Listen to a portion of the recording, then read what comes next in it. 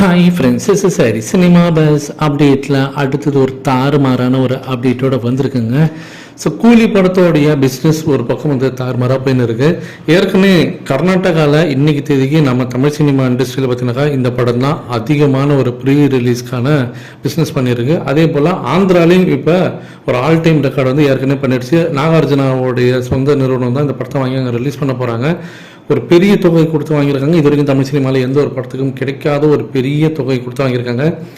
இந்த நிலையில் தான் இன்னைக்கு காலையிலேருந்து சில ட்விட்டரில் இருக்கக்கூடிய அந்த ப்ளூடிக் ஐடிஸ், சில ரொம்ப ரொம்ப முக்கியமான இன்ஃப்ளூயன்ஸ் ஐடிஸ்லாம் வந்து கூலி படத்தோடைய ஓவர்சீஸ் ரைட்ஸை பற்றி, அந்த டிஸ்ட்ரிபியூஷனை பற்றி பேசியிருக்காங்க. அது குறிப்பாக ரமேஷ் பாலா அவர்கள் என்ன சொல்லியிருக்காங்கன்னா, huge record offers for Coolie overseas rights from key distributors.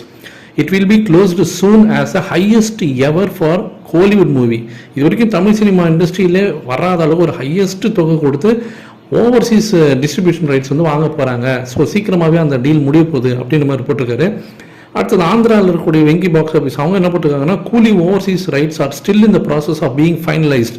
With the sky high hype and expectation, the film is set to get offers upwards of nearly 80 crores மேலே இந்த படத்துக்காக பேசினிருக்காங்க. Offers all time record pre release business for any Tamil cinema movie அப்படின்ற மாதிரி போட்டிருக்காங்க.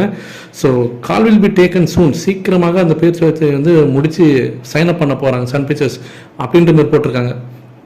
So இன்னைக்கு காலையிலேருந்து வந்திருக்கக்கூடிய தகவல் இதுதாங்க.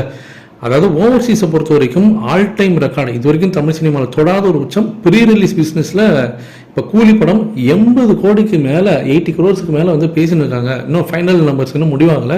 ஸோ இது ஒரு பெரிய தொகை. இது வரைக்கும் தமிழ் சினிமாவில் யாரும் டச் பண்ணாத ஒரு மைல் ஸ்டோனாக ரஜினி சாரோட கூலி திரைப்படம் ஓவர்சீஸ் டிஸ்ட்ரிபியூஷன் ரைட்ஸில் பார்த்தீங்கன்னாக்கா ஒரு புதிய சாதனை பண்ண போகுது. வரலாற்று சாதனை அப்படின்னு தான் சொல்லணும். ஏற்கனவே கர்நாடகா, ஆந்திராவில் படைச்சாச்சு. இப்போ ஓவர்சீஸ்லேயும் புதிய சாதனை. இதை பற்றி உங்களோட கருத்துக்கள் என்ன அப்படின்றது கீழே சொல்லுங்கள் ஃப்ரெண்ட்ஸ்.